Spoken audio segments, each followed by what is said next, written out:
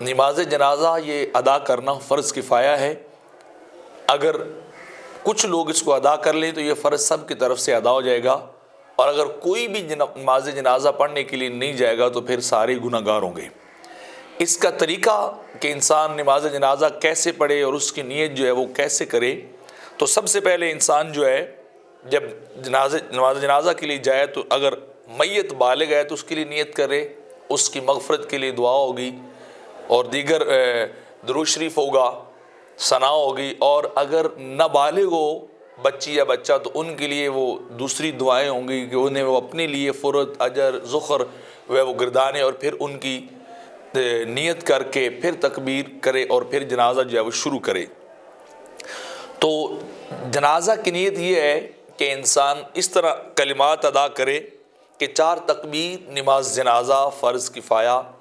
ثنا اللہ تعالیٰ کے لیے، درود شریف آقا علیہ الصلوۃ والسلام کی ذات والا صفات پہ، اور سب سے آخر میں جا کے وہ میت کے اعتبار سے یعنی بالغ ہے یا نابالغ ہے وہ دعا مانگی جائے گی۔ تو جب انسان جنازے کو شروع کرنے لگے تو سب سے پہلے وہ تکبیر کہے گا، تو تکبیر کے بعد پہلی تکبیر کے ساتھ صرف ہاتھ یوں کر کے اللہ اکبر کر کے اٹھانے ہیں اور پھر اپنے ناف کے نیچے باندھ لینے ہیں، اور یہ ثنا اس اعتبار سے پڑھنی ہے سبحانک اللہم وبحمدک وتبارک اسمک وتعالی جدک وجل ثناؤک ولا الہ غیرک۔ یہ اس کے اندر جل ثناؤک نماز کی ثنا سے لفظ زائد ہے، اس کو پڑھنا ہے، اور پھر امام صاحب دوسری تکبیر جب کہیں گے تو بندہ بھی دوسری تکبیر کہے گا، لیکن ہاتھ نہیں اٹھانے، ہاتھ صرف پہلی تکبیر پہ اٹھانے تھے۔ تو درود شریف انسان پڑھے گا اللہم صلی علی محمد وعلی آل محمد کما صلیت وسلمت وبارکت ورحمت وترحمت علی ابراہیم وعلی آل ابراہیم انک حمید مجید۔ اس طرح تیسری تکبیر ہوگی۔ پھر تیسری تکبیر کے بعد اگر میت جو ہے وہ بالغ ہے، مسلمان بڑا مرد یا عورت ہے، تو اللہم اغفر لحینا ومیتنا وشاہدنا وغائبنا وصغیرنا وکبیرنا وذکرنا وانثانا اللہم من احییتہ منا فاحیہ علی الاسلام ومن توفیتہ منا فتوفہ علی الایمان۔ یہ انسان دعا مانگے گا، اور اگر اس کے مقابلے میں میت جو ہے وہ نابالغ لڑکا ہو، چھوٹا بچہ ہو، تو پھر دعا یہ مانگی جائے گی اللہم اجعلہ لنا فرطا واجعلہ لنا اجرا وذخرا واجعلہ لنا شافعا ومشفعا۔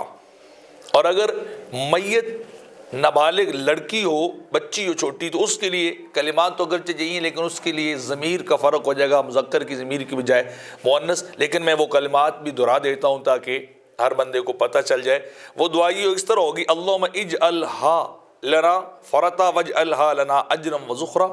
واجعلہا لنا شافعتا ومشفعا۔ اس طرح جب یہ دعا مانگ لی جائے گی تو چوتھی تکبیر ہوگی، اور چوتھی تکبیر کے بعد دونوں ہاتھ کھول کر آپ نے اپنے دائیں بائیں امام کی اقتداء کرتے ہوئے سلام پھیرنا ہے۔ اور ایک اور مسئلہ جنازے کے وقت اکثر بیشتر یہ پیش آ جاتا ہے کہ جب انسان جنازہ پڑھنے کے لیے جاتا ہے تو یا تو لوگ جوتیوں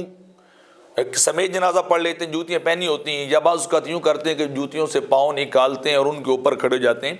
تو مسئلہ یہ ہے کہ اگر آپ کی جوتی پاک ہو تو آپ اس کو پہن کر بھی